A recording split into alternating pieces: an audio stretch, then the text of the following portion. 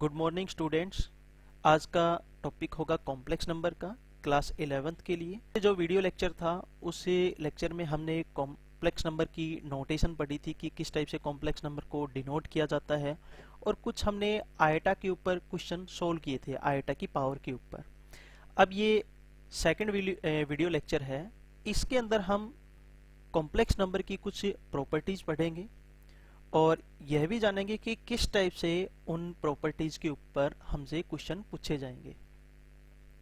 और सेकंड जो रिजल्ट आएगा algebra of a complex number, इसका मतलब क्या है कि किस टाइप से किन्हीं भी दो कॉम्प्लेक्स नंबर को हम ऐड करेंगे, उन दोनों कॉम्प्लेक्स नंबर को हम सबट्रैक्ट करेंगे, और किसी भी दो कॉम्प्लेक्स नंबर को किस टाइप से उनका मल्टीप्लिकेशन किया जाता है और किस टाइप से उनका डिवीजन किया जाता है, और किस टाइप से किसी भी एक कॉम्प्लेक्स नंबर को हम किसी कांस्टेंट टर्म से मल्टीप्लाई करवा सकते हैं। तो चलिए बच्चों, हम अपने टॉपिक को स्टार्ट करते हैं।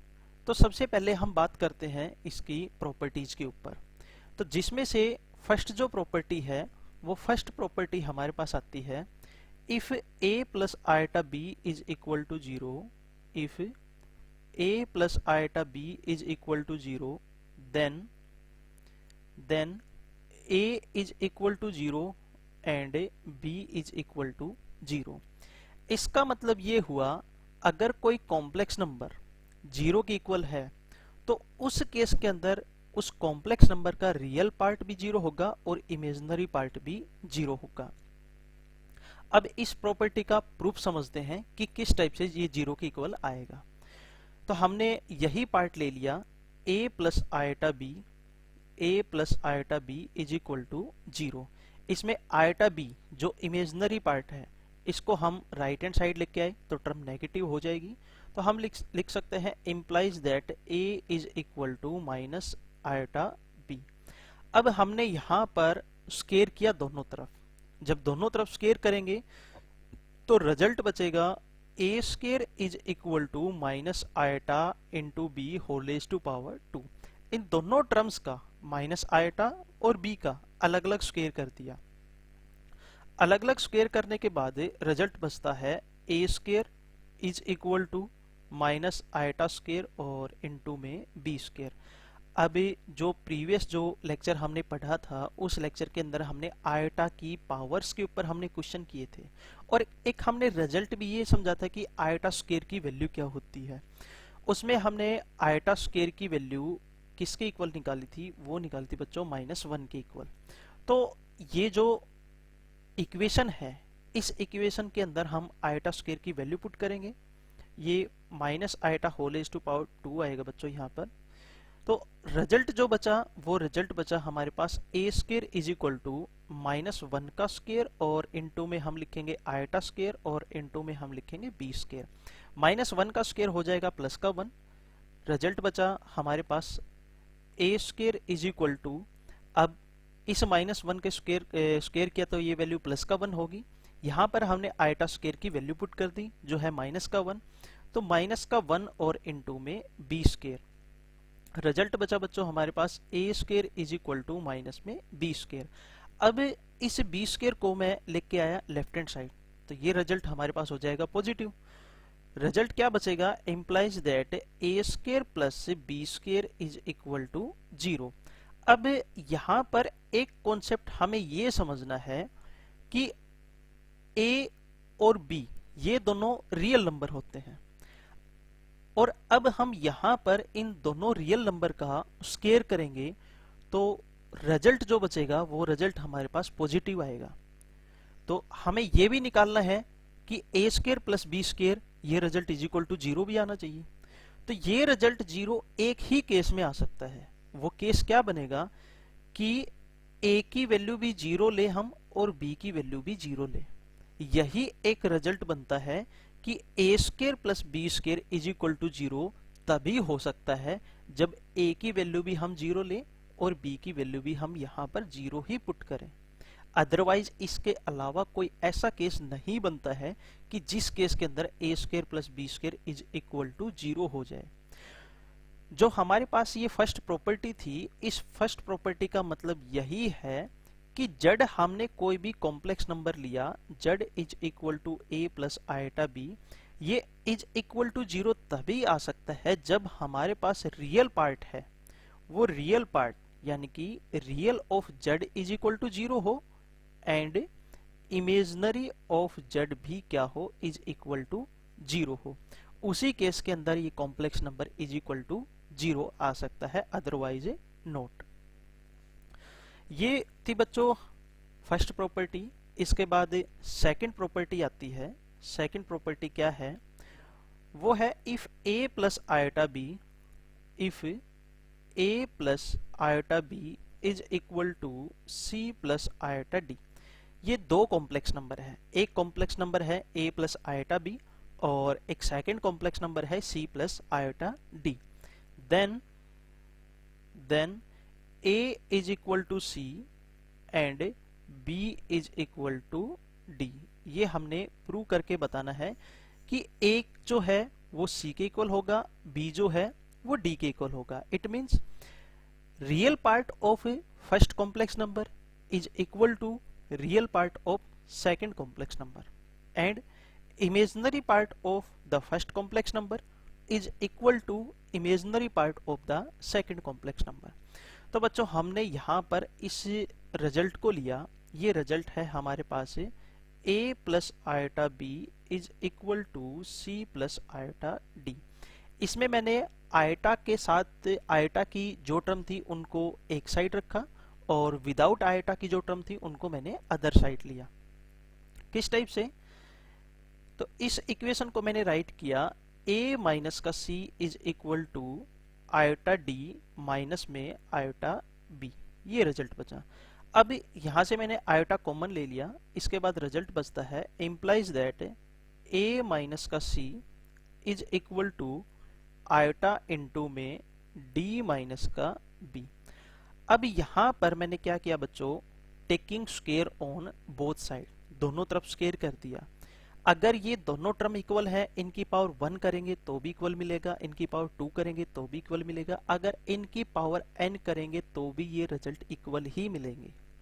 अब मैंने यहाँ पर दोनों तरफ स्क्वायर किया, स्क्वायर करने के बाद जो रिजल्ट आता है वो आएगा a माइनस में c whole raise to power 2 is equal to iota into में d माइनस में b whole raise to power 2। अब इन दोनों टर्म का स्क्वायर मैंने अलग अलग कर दिया।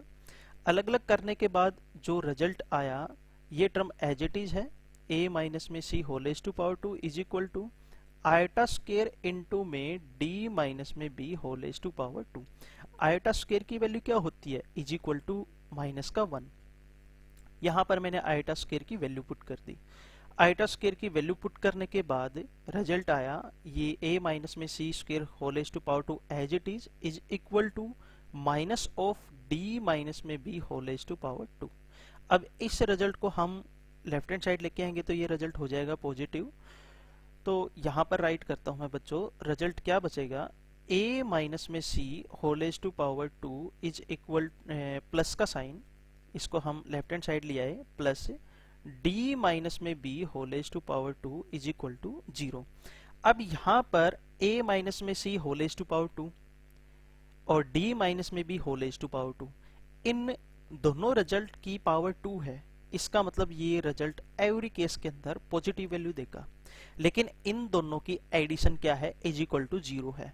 तो एज ए प्रीवियस प्रॉपर्टी, पीछे जो प्रॉपर्टी थी वो क्या थी, ये लिया था a स्क्वायर प्लस में b square is equal to 0 था, तो हमने a स्क्वायर और b स्क्वायर दोनों अलग अलग 0 पुट कर दिए थे, तभी इनकी वैल्यू 0 के बराबर आई थी। तो उसी टाइप से हम यहाँ पर ये जो रिजल्ट है a माइनस में c और d माइनस में b, इन दोनों की एडिशन इज इक्वल टू 0 उसी केस में आ सकती है जब a माइनस में c भी इज इक्वल टू 0 हो और d माइनस में b भी इज इक्वल टू 0 हो। अब यहाँ से c को हम राइट हैंड साइड लेके आएंगे तो c पॉजिटिव वैल्यू देगा, c की वैल्यू पॉजिटिव हो जाएगी, प्लस का साइन आएगा, a is equal to c बचेगा और यहाँ पर d is equal to b बचेगा। अब हमने यहाँ पर इस प्रॉपर्टी में यही प्रूव करना था कि कोई भी दो कॉम्प्लेक्स नंबर इक्वल है, तो उसका मतलब ये हुआ वो इक्वल उसी केस में हो सकते हैं जब फर्स्ट कॉम्प्लेक्स नंबर का रियल पार्ट और सेकंड कॉम्प्लेक्स नंबर का रियल पार्ट इक्वल हो, फर्स्ट कॉम्प्लेक्स नंबर का इमेजिनरी पार्ट और सेकंड कॉम्प्लेक्स नंबर का इमेजिनरी पार्ट क्या हो, इक्वल हो। ये थी बच्चों हमारे पास सेकंड प्रॉपर्टी। इसके बाद थर्ड प्रॉपर्टी आती है। थर्ड प्रॉपर्टी क्या है कि हमने किन्हीं भी दो कॉम्प्लेक्स नंबर को ऐड करना है और उनको सब्ट्रैक्ट करना है, तो आंसर में भी हमारे पास एक कॉम्प्लेक्स क्वांटिटी ही बचेगी। थर्ड प्रॉपर्टी में लिख देता हूं क्या आती है थर्ड प्रॉपर्टी। द सम और डिफरेंस, द सम और difference, the sum or difference of two complex number, of two complex number, of two complex number is also a complex number, is also a complex number। इसका मतलब क्या हुआ कि हम कोई भी दो कॉम्प्लेक्स नंबर लेते हैं, उनको ऐड करेंगे और उनको सब्ट्रैक्ट करेंगे तो रिजल्ट में भी एक कॉम्प्लेक्स नंबर ही बचेगा। प्रॉपर्टी के अकॉर्डिंग बच्चों हमने दो कॉम्प्लेक्स नंबर लिए। हमने सपोज किए एक कॉम्प्लेक्स नंबर हमने Z1 लिया, Z1 हमने लिखा a प्लस में आयोटा b, और सेकेंड कॉम्प्लेक्स नंबर लिया हमने Z2, ये लिया c प्लस में आयोटा d। सबसे पहले हम इन दोनों कॉम्प्लेक्स नंबर का सम करते हैं, तो राइट हैंड साइड को राइट हैंड साइड में ऐड करेंगे और लेफ्ट हैंड साइड को लेफ्ट हैंड साइड में ऐड करेंगे। Z1 प्लस में Z2, इन दोनों कॉम्प्लेक्स नंबर को हमने ऐड किया, रिजल्ट बचा a प्लस में आयोटा b और प्लस में c प्लस में आयोटा d। इनकी लेफ्ट हैंड साइड भी क्या हो जाएंगी, ऐड हो जाएंगी। अब यहाँ पर इनकी ब्रैकेट्स ओपन कर दी, आप डायरेक्टली भी इनको ऐड कर सकते हो। रिजल्ट बचा ब्रैकेट ओपन करने के बाद जो ब्रैकेट्स थी a plus iota b as it is plus c plus iota d as it is. जो टर्म आयोटा वाली थी उनको मैंने एक साथ ऐड कर दिया और विदाउट आयोटा की जो टर्म थी उनको मैंने एक साथ ऐड कर दिया, यानी कि उन टर्म्स को मैंने एडिशन की फॉर्म में लिख दिया और उनको क्लोज कर दिया ब्रैकेट में। रिजल्ट क्या बचा, ऐसा करने के बाद a प्लस का c, ये विदाउट आयोटा की टर्म थी, इनको मैंने एक साथ ऐड किया, ब्रैकेट में क्लोज कर दिया, प्लस आयोटा b और प्लस में आयोटा d, आयोटा वाली टर्म्स को मैंने एक साथ ऐड कर दिया। अब यहाँ से आयोटा हमारे पास क्या आता है, कॉमन आता है। कॉमन हमने लिया यहाँ से आयोटा, ये टर्म बचेगी as it is, a plus c as it is है, प्लस यहाँ से हमने आयोटा कॉमन लिया तो रिजल्ट बचा यहाँ पर फिर b प्लस में d। अब बच्चों यहाँ पर जो Z1 और Z2 जो कॉम्प्लेक्स नंबर थे, तो according to the definition of the complex number a and b is the real number and c and d are also be the real number. a और b भी real number है और c और d भी real number है। अगर a को b में ऐड करें या a को c में ऐड करें, b को d में ऐड करें या b को c में ऐड करें, तो आंसर भी हमारे पास एक रियल नंबर ही आएगा। अब जब a और c को ऐड करते हैं तो हमने सपोज कर लिया कोई रिजल्ट बचा e प्लस, अब b और d को हमने ऐड किया तो हमने सपोज कर लिया एक रिजल्ट बचा h, तो e प्लस आयोटा h भी तो हमारे पास एक कॉम्प्लेक्स नंबर है, क्योंकि कॉम्प्लेक्स नंबर की नोटेशन भी तो हमने यही डिनोट की थी कि एक नंबर है a और b हमारे पास रियल नंबर है, उनको किस फॉर्म में राइट किया, a प्लस आयोटा b की फॉर्म में राइट किया, तो ये हमारे पास क्या हो जाता है, कॉम्प्लेक्स नंबर को हम इस टाइप से लिखेंगे। तो ये बच्चों थर्ड प्रॉपर्टी थी, इसमें हमने सम डिफाइन किया है। उसी टाइप से हम डिफरेंस निकालेंगे। डिफरेंस किस टाइप से, यही दोनों कॉम्प्लेक्स नंबर ले लिए हमने दोबारा से, Z1 is equal to a plus iota b and Z2 is equal to c plus iota d। अब इन दोनों का डिफरेंस करना है, यानी कि Z1 में से Z2 सब्ट्रैक्ट कर दो या Z2 में से Z1 को सब्ट्रैक्ट कर दो, बात एक ही है। अब यहाँ पर लेफ्ट हैंड साइड भी आपस में सब्ट्रैक्ट हो जाएंगी। हमने लिखा a plus iota b negative of c plus में आयोटा d। फर्स्टली हमने यहाँ पर इस ब्रैकेट को ओपन किया, ब्रैकेट के आउटसाइड में नेगेटिव साइन है, तो ब्रैकेट के अंदर जितने भी साइन होंगे वो चेंज हो जाएंगे। रिजल्ट बचा a प्लस आयोटा b है as it is, minus c minus of iota d। अब आयोटा की टर्म को मैंने एक साथ ब्रैकेट के अंदर क्लोज करके लिख दिया और विदाउट आयोटा की जो टर्म थी उसको मैंने एक साथ लिख दिया। ऐसा करने के बाद रिजल्ट बचता है a माइनस का c, और प्लस में यहाँ से मैंने जब इन दोनों को एडिशन की फॉर्म में लिखा तो आयटा मैंने यहाँ पर कॉमन ले लिया। आयटा कॉमन लेने के बाद b माइनस का d बचता है। अब उसी टाइप से एक रियल नंबर में से हम एक रियल नंबर सब्ट्रैक्ट करवा रहे हैं, तो आंसर में भी एक रियल नंबर ही बचेगा। मान लो यहाँ पर बच गया k, a को c में से सब्ट्रैक्ट करवाते हैं तब, और प्लस आयटा इनटू में और b में से d को मैंने सब्ट्रैक्ट करवाया, तो यहाँ पर रिजल्ट बच गया मेरे पास f। तो ये भी तो एक हमारे पास कॉम्प्लेक्स नंबर ही है। लास्ट में बच्चों बस आपने इस प्रॉपर्टी में यही ध्यान रखना है कि किन्हीं भी दो कॉम्प्लेक्स नंबर को अगर हम ऐड करवाते हैं या फिर उनको हम सब्ट्रैक्ट करवाते हैं तो लास्ट में भी हमारे पास एक कॉम्प्लेक्स नंबर ही बचेगा। ये थी बच्चों हमारे पास थर्ड प्रॉपर्टी। इसके बाद फोर्थ प्रॉपर्टी आती है। फोर्थ प्रॉपर्टी क्या है? फोर्थ प्रॉपर्टी यह है कि किन्हीं भी दो कॉम्प्लेक्स नंबर का प्रोडक्ट करना, कि हम किस टाइप से किन्हीं भी दो कॉम्प्लेक्स नंबर की उनका मल्टीप्लिकेशन हम करवाते हैं, किस टाइप से उनकी प्रोडक्ट करते हैं। हमने यहाँ पर सपोज कर लिया एक कॉम्प्लेक्स नंबर लिया Z1, उसको लिखा हमने a प्लस आयटा b, और एक कॉम्प्लेक्स नंबर लिखा Z2, वो लिखा हमने c प्लस में आयटा d। ये इस फोर्थ प्रॉपर्टी का मतलब ये है कि हमने जैसे थर्ड प्रॉपर्टी में हमने ये पढ़ा था कि किन्हीं भी दो कॉम्प्लेक्स क्वांटिटी को हम ऐड करते हैं, सब्ट्रैक्ट करते हैं, तो लास्ट में भी हमारे पास एक कॉम्प्लेक्स नंबर ही बचता है। उसी टाइप से इस प्रॉपर्टी का भी यही मतलब है कि जब हम Z1 और Z2 का मल्टीप्लिकेशन करेंगे तो लास्ट में जो रिजल्ट बचेगा वो रिजल्ट भी क्या होगा? एक कॉम्प्लेक्स नंबर ही होगा, कॉम्प्लेक्स क्वांटिटी ही होगी। हमने यहाँ पर Z1 और Z2 दो कॉम्प्लेक्स नंबर सपोज किए, इनका मल्टीप्लिकेशन करवाते हैं। हमने लिखा Z1 इंटू में Z2 is equal to a plus iota b into में c प्लस आयटा d। इसके बाद बच्चों a को इन दोनों टर्म से मल्टीप्लाई करवाया, और b आयटा b को भी हमने इन दोनों टर्म के साथ मल्टीप्लाई करवाया। इस टाइप से करने के बाद क्या रिजल्ट बचता है कि a को हम c से मल्टीप्लाई करवाएंगे, ac प्लस a को आयटा b से हम लिखेंगे आयटा ad प्लस का साइन, आयटा b की c के साथ प्लस में आयटा bc, आयटा b की आयटा d के साथ, तो प्लस में आयटा b और इनटू में आयटा d। यहाँ आयटा और आयटा की मल्टीप्लाई करवाएंगे तो ये आएगा आयटा स्क्वायर, और आयटा स्क्वायर की वैल्यू क्या होती है? -1 के इक्वल होती है। फिर इसके बाद जो नेक्स्ट जो रिजल्ट बचा, AC है as it is, plus iota AD भी as it is, plus iota BC भी एज इट इज। यहाँ पर आयटा स्क्वायर की वैल्यू पुट करने के बाद रिजल्ट बचता है -b इंटू में d। अब इन दोनों टर्म को मैंने एक साथ एडिशन की फॉर्म में लिखा। मैंने लिखा AC माइनस में BD, और यहाँ से मैंने आयटा कॉमन ले लिया, प्लस का साइन, आयटा इंटू में AD और प्लस में BC। जब AC को BD A और C की मल्टीप्लाई करवाई, उसमें से BD की मल्टीप्लिकेशन सब्ट्रैक्ट करवाते हैं। यहाँ पर A B C D ये सारे के सारे रियल नंबर हैं, तो आंसर में भी एक रियल नंबर ही बचेगा।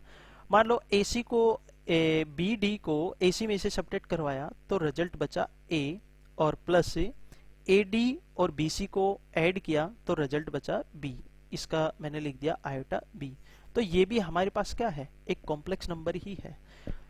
जो फोर्थ प्रॉपर्टी है, इस फोर्थ प्रॉपर्टी का जो मेन जो कंक्लूजन निकलता है वो कंक्लूजन भी प्रॉपर्टी नंबर थर्ड की ही तरह है। कि थर्ड प्रॉपर्टी में हमने ये किया था कि हम किन्हीं भी दो कॉम्प्लेक्स नंबर का ऐड करवाते हैं, उनका सब्ट्रैक्ट करवाते हैं, तो रिजल्ट में भी एक कॉम्प्लेक्स नंबर ही आता है। उसी टाइप से जो फोर्थ प्रॉपर्टी है, फोर्थ प्रॉपर्टी में एक कॉम्प्लेक्स नंबर है Z1, एक कॉम्प्लेक्स नंबर है Z2। अगर इन दोनों का हम मल्टीप्लिकेशन करवाएंगे तो लास्ट में जो रिजल्ट बचेगा वो रिजल्ट भी हमारे पास एक कॉम्प्लेक्स नंबर ही होगा। ये बच्चों फोर्थ प्रॉपर्टी थी। इसके बाद प्रॉपर्टी आती है फिफ्थ प्रॉपर्टी आती है। फिफ्थ प्रॉपर्टी में क्या है बच्चों? फिफ्थ प्रॉपर्टी में ये है, हमने लिया कि किन्हीं भी दो कॉम्प्लेक्स नंबर का कोशेंट निकालना। कोशेंट का मतलब क्या होता है? उनको डिवाइड करना। तो रिजल्ट में भी एक कॉम्प्लेक्स नंबर ही बचेगा, कॉम्प्लेक्स क्वांटिटी ही बचेगी। इसको मैंने राइट किया कि फिफ्थ प्रॉपर्टी क्या है। मैंने लिखा बच्चों, the quotient of quotient of two complex number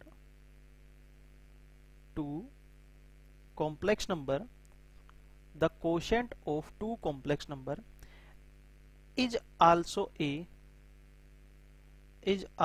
a complex number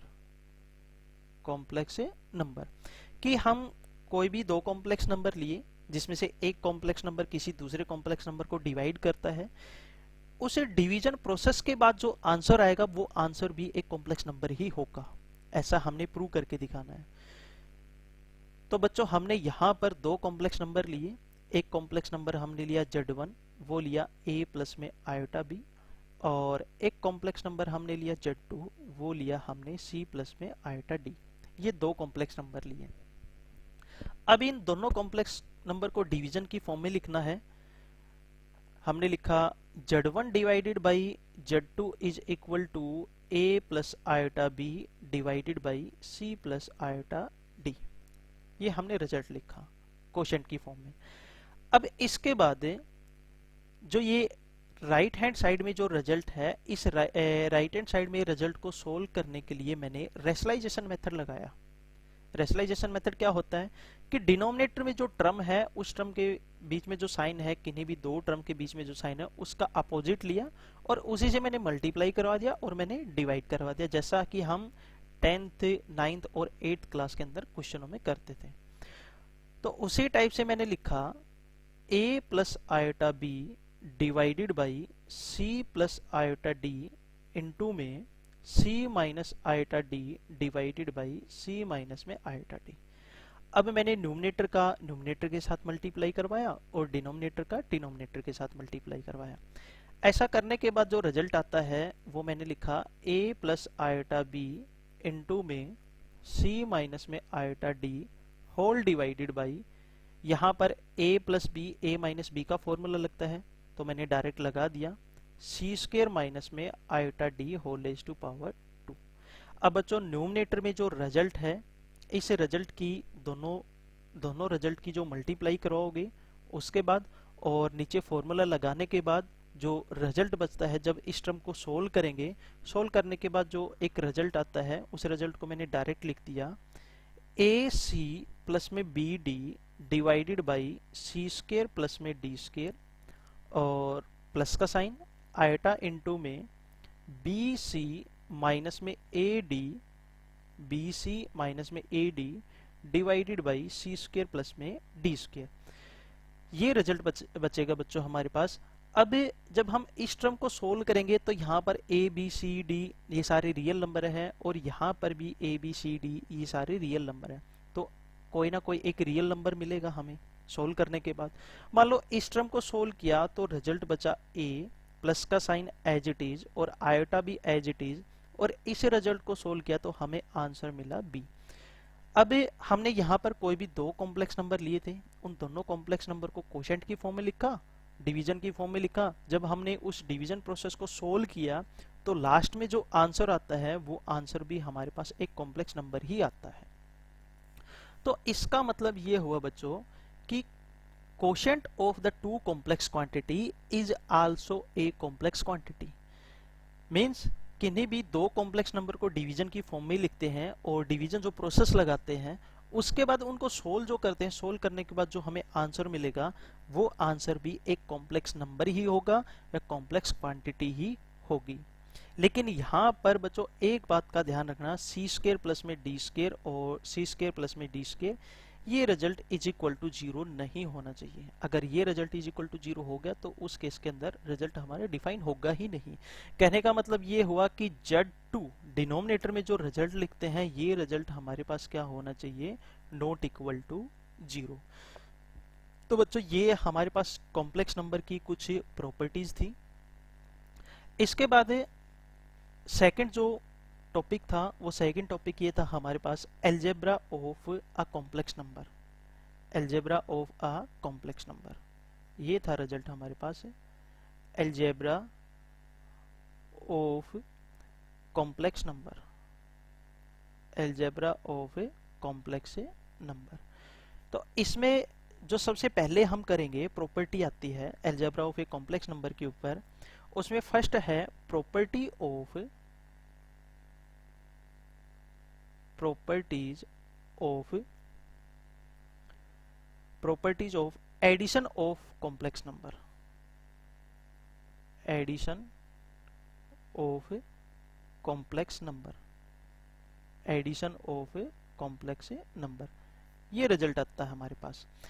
अब इस रिजल्ट में कुछ 4-5 प्रॉपर्टी आती है। उसमें से फर्स्ट है कि addition is closed in C, addition addition is closed in C. और सेकंड है addition is commutative, addition is commutative, addition is commutative. और इसके बाद थर्ड है बच्चों addition is associative, addition is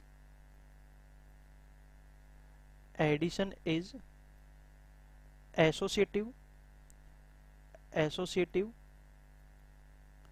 in C. और उसके बाद फोर्थ आती है बच्चों existence of additive identity, existence of additive identity in C. और लास्ट आती है बच्चों हमारे पास से existence of additive inverse, existence of additive inverse, additive inverse in C. तो ये 5 प्रॉपर्टी आती है एडिशन के ऊपर, जिसमें से फर्स्ट है एडिशन इज क्लोज्ड इन सी, यानी कि क्लोजर प्रॉपर्टी को वेरीफाई करता है। अभी क्लोजर प्रॉपर्टी को वेरीफाई करने का मतलब ये हुआ कि हम किन्हीं भी दो कॉम्प्लेक्स नंबर को अगर हम ऐड करते हैं तो जो रिजल्ट आएगा वो रिजल्ट भी हमारे पास एक कॉम्प्लेक्स नंबर ही होगा। उस रिजल्ट के अकॉर्डिंग हम कहेंगे कि addition is closed in C, कि क्लोजर प्रॉपर्टी वेरीफाई होती है addition of a complex number के लिए। ये जो है फर्स्ट रिजल्ट, ये फर्स्ट रिजल्ट हम पीछे कर चुके हैं कि किन्हीं भी दो कॉम्प्लेक्स नंबर को हम ऐड करते हैं तो आंसर में भी एक कॉम्प्लेक्स नंबर ही आता है। तो उस रिजल्ट के अकॉर्डिंग मैं आपको डायरेक्टली यही कहूंगा कि एडिशन जो है, क्लोजर प्रॉपर्टी जो है वो कॉम्प्लेक्स नंबर के लिए एडिशन को वेरीफाई करती है। उसके बाद अब आता है second result. Second result addition is commutative. इसका मतलब क्या हुआ कि हमने Z1 is equal to A plus iota b और Z2 is equal to C plus iota d, ये हमने दो कॉम्प्लेक्स नंबर लिए। अगर हम इनको ऐड करते हैं Z1 प्लस में Z2 और इनका ऑर्डर चेंज कर दिया, ऑर्डर चेंज किस टाइप से, Z2 प्लस में Z1, तो ये दोनों रिजल्ट हमारे पास क्या होंगे, इक्वल होंगे। ये प्रॉपर्टी होती है बच्चों एडिशन इज कॉम्यूटेटिव, यानी कि commutative property of complex number with respect to addition. अब किन्हीं भी दो कॉम्प्लेक्स नंबर को ऐड जब हम करते हैं तो रियल पार्ट को रियल पार्ट में और इमेजिनरी पार्ट को इमेजिनरी पार्ट में ऐड करते हैं। तो Z1 और Z2 को हमने ऐड किया तो हमने लिखा A प्लस का C और प्लस में आयोटा इंटू में B प्लस का D। अब हमने यहाँ पर राइट हैंड साइड में जो रिजल्ट है इसमें Z2 पहले ले रखा है और Z1 ले रखा है बाद में, हम इसको इसी ऑर्डर में ऐड करेंगे। इसी ऑर्डर में ऐड करने के बाद C A में ऐड होगा और D B में ऐड होगा। तो इस रिजल्ट का जो आंसर आएगा वो आएगा C प्लस का A और प्लस में आयोटा इंटू में D प्लस में B। अभी मैंने यहाँ पर इस रिजल्ट को समझाने के लिए एक एग्जाम्पल लिया। अगर हम 1 प्लस में 2 करते हैं तो भी 3 आता है, 2 प्लस में 1 करते हैं तो भी 3 आता है। बस यहाँ पर 1 प्लस 2 और 2 प्लस 1 का ऑर्डर चेंज कर रखा है। उसी टाइप से ये जो रिजल्ट है इस रिजल्ट का आंसर आया ये, और बीच में इज इक्वल टू का साइन है वो एज इट इज। अब इस रिजल्ट पर अगर मैं ये प्रॉपर्टी लगाता हूँ तो उस केस के अंदर A प्लस का C और प्लस में B प्लस में D मैं इस टाइप से लिख सकता हूँ। अगर इसको हम इस टाइप से लिखेंगे तो लेफ्ट हैंड साइड भी वही है और राइट हैंड साइड भी मेरे पास वही है। इसका मतलब ये हुआ कि Z1 प्लस में Z2 is equal to Z2 plus में Z1। ये कॉम्यूटेटिव प्रॉपर्टी क्या करती है, एग्जिस्ट करती है। उसी टाइप से हम एसोसिएटिव का रिजल्ट पढ़ेंगे। एसोसिएटिव रिजल्ट के अंदर हम तीन कॉम्प्लेक्स नंबर लेते हैं। जो थर्ड जो रिजल्ट आता है वो थर्ड रिजल्ट आया एसोसिएटिव, हमने लिखा बच्चों यहाँ पर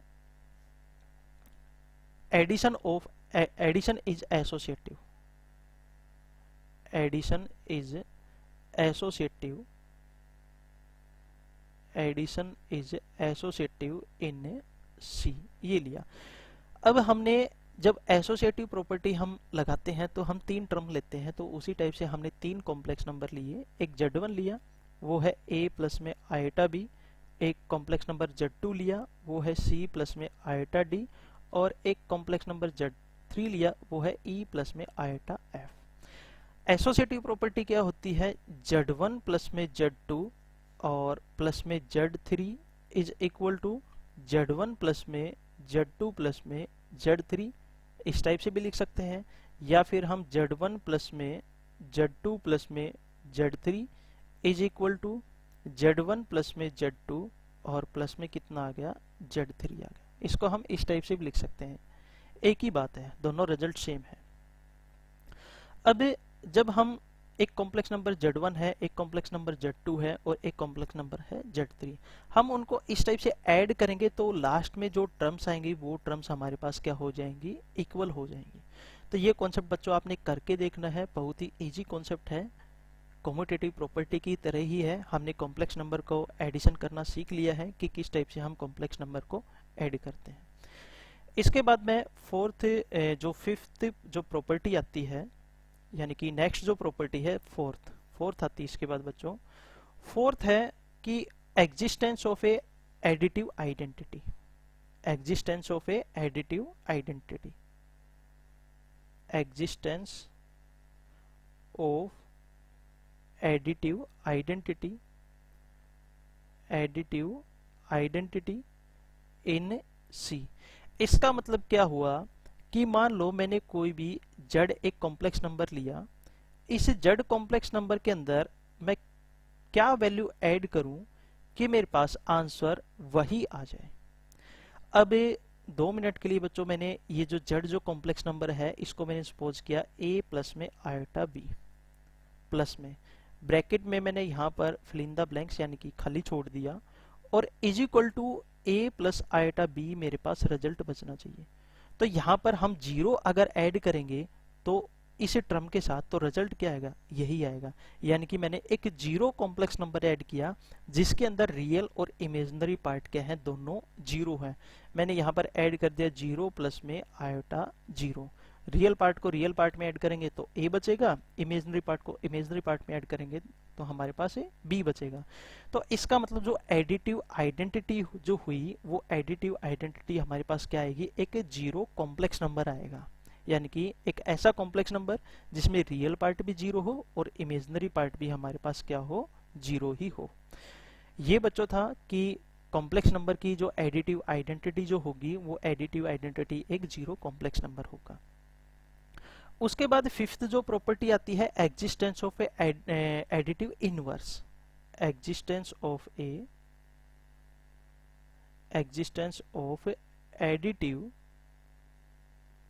एडिटिव इनवर्स। अब हमने बच्चों यहाँ पर existence of a additive inverse निकालना है इन सी कॉम्प्लेक्स नंबर के लिए। मान लो हमने कोई भी एक कॉम्प्लेक्स नंबर लिया Z प्लस, इसमें हम क्या ऐड करें कि आंसर जो है वो 0 आ जाए। तो यहाँ पर रिजल्ट क्या होता है कि जो हमारे पास है Z, इसको नेगेटिव साइन से मल्टीप्लाई करवा देंगे। नेगेटिव साइन के मल्टीप्लाई करवाने के बाद दोनों टर्म सेम मिलेंगी, दोनों आपस में कैंसिल आउट हो जाएंगी और आंसर क्या बचेगा हमारे पास 0 बचेगा। तो इस रिजल्ट को बच्चों मैंने यहाँ पर लिखा कि Z is equal to A plus iota B एक कॉम्प्लेक्स नंबर है, और इस कॉम्प्लेक्स नंबर में मैं क्या ऐड करूंगा कि मेरे पास जो रिजल्ट आए वो 0 आ जाए। तो मैंने क्या किया, इस रिजल्ट का नेगेटिव यानी कि a plus iota b as it is plus negative of a और नेगेटिव ऑफ आयोटा b। अब ये रियल पार्ट से कैंसिल आउट, इमेजिनरी पार्ट से कैंसिल आउट, तो रिजल्ट हमारे पास क्या बचेगा, एक जीरो बचेगा। तो एडिटिव इनवर्स का मतलब क्या हुआ, एडिटिव इनवर्स का मतलब कि जो कॉम्प्लेक्स नंबर हमने लिया उस कॉम्प्लेक्स नंबर को विद नेगेटिव साइन हम मल्टीप्लाई करवा देंगे। विद नेगेटिव साइन मल्टीप्लाई करवाने के बाद वो गिवन कॉम्प्लेक्स नंबर का इनवर्स हो जाएगा। तो ये बच्चों हमारे पास कुछ प्रॉपर्टीज थी। इसके बाद मल्टीप्लिकेशन की प्रॉपर्टीज आती है, properties of multiplication of a complex number. उसमें फर्स्ट आती है क्लोजर की, सेकंड है एसोसिएटिव की, थर्ड है डिस्ट्रीब्यूटिव ओवर एडिशन, और इसमें भी existence of A multiplicative inverse, ये प्रॉपर्टीज आती हैं। तो इनको आपने कोशिश करके देखना है। अगर इन्हें कोई प्रॉब्लम हो तो कमेंट बॉक्स में आप कमेंट करके पूछ सकते हो। तो आज के लिए बच्चों बस इतना ही।